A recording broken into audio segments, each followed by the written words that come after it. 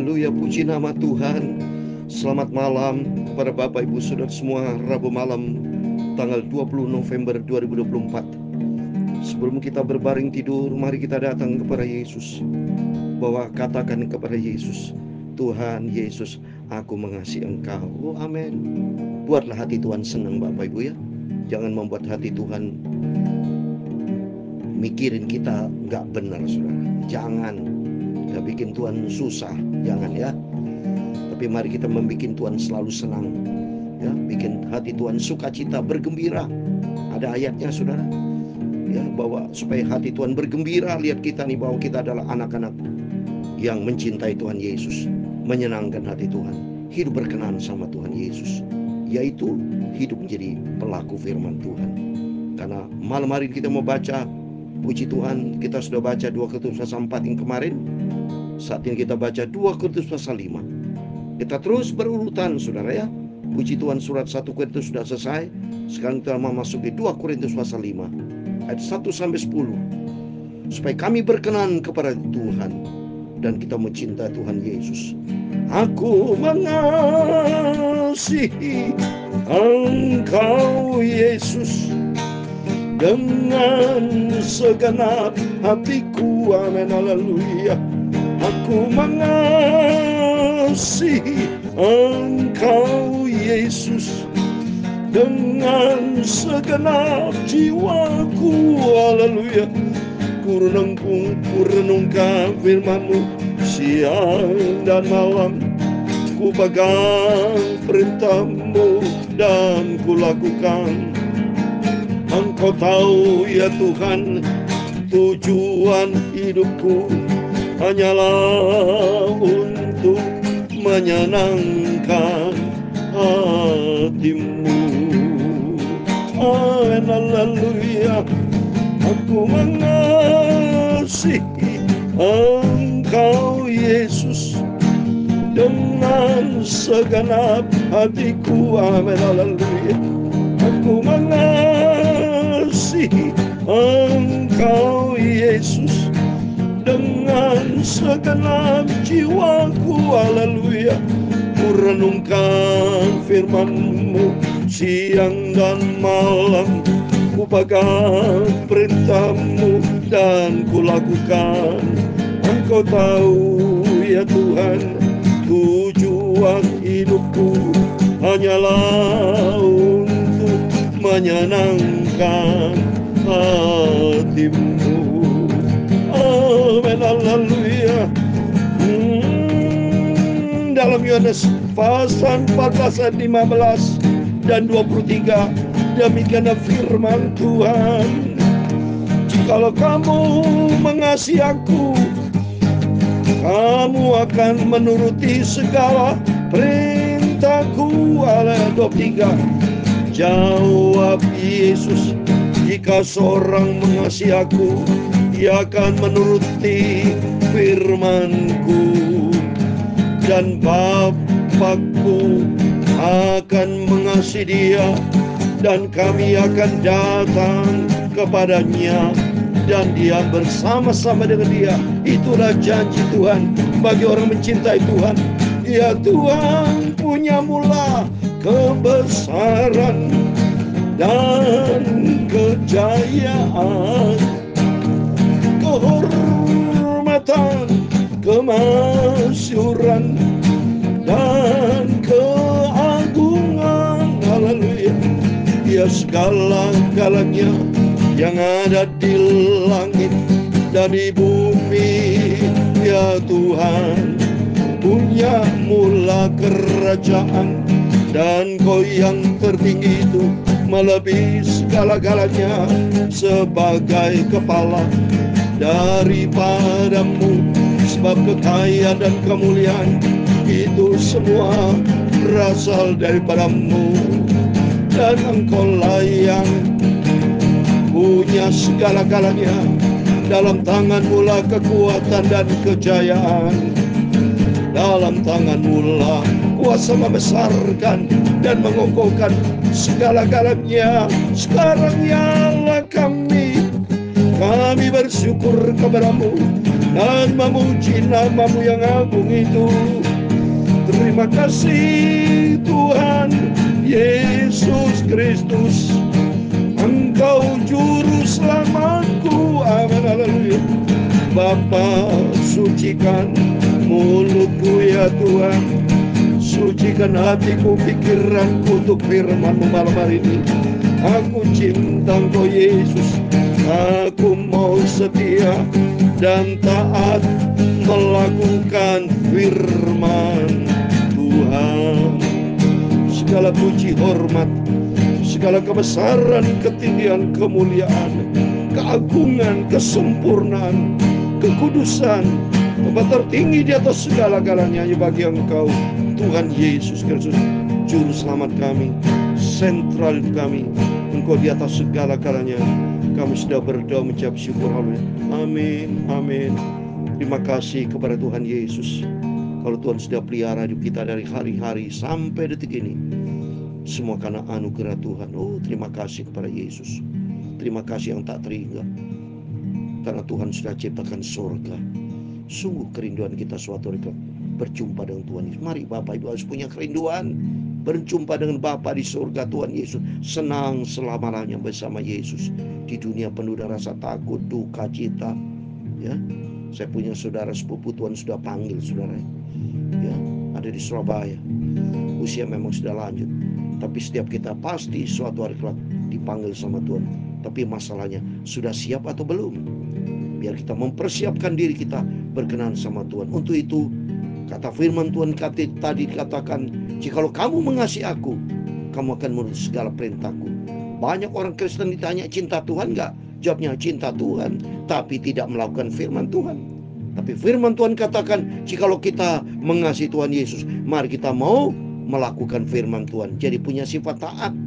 Kalau kita taat melakukan firman Tuhan, janji Tuhan, Bapakmu akan mengasihi dia. Bapakku, Yesus mengasihi kita. Dan Yesus berkata, kami akan datang kepadanya dan diam bersama dengan. Oh, kita akan bersama dengan Yesus di dalam kerajaan surga. Amin. Puji nama Tuhan. Mari kita berurutan kembali. Puji Tuhan, kita membaca 2 Korintus pasal 5. Kemarin kita sudah baca 2 Korintus pasal 4, saudara ya. Sekarang pasal kelima ayat 1-10. Demikian firman Tuhan. Karena kami tahu bahwa jika kemah tempat kediaman kita di bumi ini dibongkar, Allah telah menyediakan suatu tempat kediaman di surga bagi kita. Suatu tempat kediaman yang kekal, yang tidak dibuat oleh tangan manusia. Amin, puji Tuhan ya. Kemah bisa rumah kita, punya arti rumah di dunia. Suatu hari kelak dunia akan lenyap. Termasuk hidup kita ini, rumah kemah yang nanti akan dibongkar. Yaitu waktu bicara kematian, sudah hilang, kemudian Allah kita tinggalkan. Dan tubuh kita nanti diganti dengan tubuh kemuliaan Tuhan. Jadi sesuatu yang bicara di dunia, semuanya sifat sementara. Semua akan diganti sama Tuhan dengan sesuatu yang baru. Terobosan baru bersama Yesus. Oleh karena itu mari kita mengikut Yesus dengan setia. Pandang Tuhan Yesus. Berarti yang pegang hidup kita adalah Tuhan Yesus. Kalau hidup kita pegang oleh Yesus, aman kita. Selama kita di dalam kemah ini kita mengeluh, karena kita rindu mengenakan tempat kediaman surgawi di atas tempat kediaman kita yang sekarang. Oh, kemah kita ini senantiasa akan semua akan lenyap. Tetapi Tuhan sedang mempersiapkan kemah kekal surga. Tempat kita di surga, saudara, bukan dunia ini. Sebab dengan demikian kita berpakaian dan tidak kedapatan telanjang. Sebab selama masih diam di dalam kemah ini, kita mengeluh oleh beratnya tekanan. Karena kita mau mengenakan pakaian yang baru itu tanpa meninggalkan yang lama, supaya yang fana ditetelan oleh yang hidup. Amin. Dunia ini sifatnya sementara, fana ya. Kita seringkali menghadapi tekanan, stres, pergumulan dalam hidup. Kadang-kadang kalau orang tidak kuat semakin banyak yang bunuh diri. Tapi itu salah, dosa besar. Bunuh diri berarti sama dengan identik dengan membunuh dirinya sendiri, kan gitu. Bunuh diri berarti membunuh dirinya sendiri, itu berdosa. Berarti sama dengan bobotnya, sama dengan membunuh orang juga sama, dosa. Tidak boleh, saudara. Ya, seberat apapun stres kita, tetap haraplah pada Tuhan. Berserah total kepada Tuhan. Memang di dalam tubuh kemah ini berat menghadapi tekanan-tekanan. Tapi di situ Tuhan izinkan menguji iman kita. Kualitas kita seperti apa. Tapi tetap kalau kualitas cinta Yesus, tetap Yesus menjadi utama dalam kehidupan kita. Ya, jangan kita hidup penuh daging, jangan emosional, jangan diri sendiri, tapi andalkan Tuhan. Sebab Rasul Paulus katakan di ayat yang kelima, tetapi Allah lah yang justru mempersiapkan kita untuk hal itu, dan yang mengaruniakan roh kepada kita sebagai jaminan segala sesuatu yang telah disediakan bagi kita. Oh, di dalam Yesus ada jaminan bahwa kita punya tempat surga, tempat yang kekal nanti bersama Yesus. Maka oleh karena itu hati kami senantiasa tabah, meskipun kami sadar bahwa selama kami mendiami tubuh ini, kami masih jauh dari itu. Ya jelas tubuh kami kita masih suka lemah, sakit, tidak mau sembahyang. Memang akibat tubuh daging ini itu semua seringkali kita menggunakan kedagingan kita. Itu tidak berkenan sama Tuhan. Seringkali kita lemah. Oleh itu pentingnya kita selalu bersekutu dengan Tuhan. Pentingnya kita melakukan firman Tuhan supaya kita selalu mendapat kekuatan dan Roh Kudus kan menopang kita ya. Jadi kita tidak boleh jauh dari Tuhan ya. Selama kami hidup di dalam dunia tubuh ini, tetap kita semangat ikut Tuhan Yesus ya. Ayat ke-7, sebab hidup kami adalah hidup karena percaya, bukan karena melihat. Iya jelas ya, karena kita memandang Yesus, memandang kerajaan surga yang belum kelihatan. Iman kita bukan apa yang kita lihat, tapi yang paling belum kita lihat itu kerajaan surga Tuhan Yesus. Ya, kalau yang kita lihat bukan iman sudah kelihatan di depan mata, ya. Tapi kalau kelihatan yang tidak kelihatan di depan mata, itu iman kita memandang kepada Tuhan Yesus, ya. Ada janji hidup yang kekal. Oleh itu mari Bapak Ibu yang setialah sama Tuhan, rajin firman Tuhan yang saya sampaikan, rajin berdoa, ya, juga mendengar firman Tuhan dari beberapa hamba Tuhan. Sungguh setiap kita ini hanya anugerah Tuhan. Kalau kita bisa mendengar firman Tuhan dan melakukannya, itu anugerah Tuhan. Ayat 8, tapi hati kami tabah dan terlebih suka kami beralih dari tubuh ini untuk menetap pada Tuhan. Sebab itu juga kami berusaha, baik kami diam di dalam tubuh ini maupun kami diam di luarnya, supaya kami berkenan kepada ini. Amin. Supaya kita berkenan sama, penting loh saudara. Ya, ukurannya kehidupan kita berkenan atau tidak. Kalau tidak berkenan sama Tuhan, Tuhan berkata di dalam Matius 7:21, aku tidak kenal kamu saudara. Jangan sampai seperti terjadi. Nyesal saudara. Ya, karena kehidupan kita yang kedatang itu selama-lamanya. Maka Tuhan berikan waktu begitu singkat kita di dunia ini. Harus kita berkenan sama Tuhan. Seperti di dalam Kolose pasal 1 ayat 10 dikatakan. Kolose pasal 1 ayat 10 dikatakan. Sehingga hidupmu layak di hadapannya, serta berkenan kepadanya dalam segala hal. Minta sama Tuhan. Diberikan kemampuan, kita punya kemauan. Tapi Tuhan berikan kemampuan untuk kita menyenangkan hati Tuhan. Berkenan dalam segala hal. Dan kamu memberi buah dalam segala pekerjaan yang baik. Harus kita buah-buah kita harus kebaikan, bukan buah kejahatan. Harus buah kebaikan. Sebagai orang Kristen, sebagai hamba Tuhan, sebagai anak Tuhan, harus berbuah kebaikan, saudara. Ya, berbuat baik sama menyenangkan hati Tuhan dalam segala pekerjaan baik, dan bertumbuh di dalam pengetahuan yang benar tentang Allah. Bertumbuh dalam pengetahuan yang benar tentang Allah itu ada di dalam Alkitab. Jadi artinya biar kita menjadi pelaku firman Tuhan ya. Jangan sampai saudara pelaku jago melakukan dunia ya, tapi melakukan firman Allah nol. Jangan sampai itu saudara. Tapi mari kita tempatkan Tuhan di atas segala-galanya. Kita mau taat kepada firman Tuhan. Karena janji Tuhan yang ke-10. Sebab kita semua harus menghadap tahta pengadilan Kristus. Supaya setiap orang memperoleh apa yang patut diterimanya. Sesuai dengan yang dilakukannya dalam hidupnya ini. Baik ataupun jahat. Nanti saudara sadar. Ya, ada 3 jenis saudara yang saya mau sampaikannya. Yang pertama, orang yang mati itu ya langsung masuk neraka, orang fasik saudara. Tidak perlu di penghakiman lagi tuh nanti. Langsung dicampakkan seperti iblis. Iblis langsung sudah itu. Itu firman Allah. Seperti contoh orang kaya langsung campakkan ke alam maut. Ya. Jadi yang kedua, orang Kristen yang tidak sungguh-sungguh sama Tuhan. Yang 50% ya main-main sama Tuhan, nanti masuk di dalam pengadilan saudara. Itu firman Tuhan Markus Ibrani 9:27. Kalau yang tadi langsung Tuhan tidak kenal kamu. Itu Matius 7:21-23. Banyak orang kita nyebut Tuhan, Tuhan, Tuhan. Tapi hidupnya tidak sesuai dengan menjadi pelaku firman. Tuhan berkata, aku tidak kenal kamu. Nyala kamu.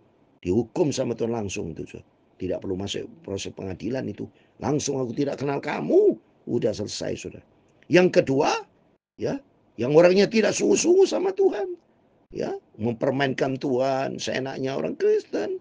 Tapi hidupnya tidak sungguh, tidak menjadi pelaku firman, mulutnya Kristen. Memang berbuat baik, tapi tidak standar firman Tuhan. Berlaku Ibrani 9:27. Manusia mati selalu masuk di dalam penghakiman. Seperti ini. Ya, 205:10. Sebab kita semua harus menghadap tata pengadilan Kristus. Semua orang harusnya, maksudnya bagi orang yang layak masuk dalam tanda mengenal Kristus. Tapi bagi orang yang hidup di dalam firman, di dalam Kristus, tidak ada penghukuman. Ini firman Rom 8 ayat 1.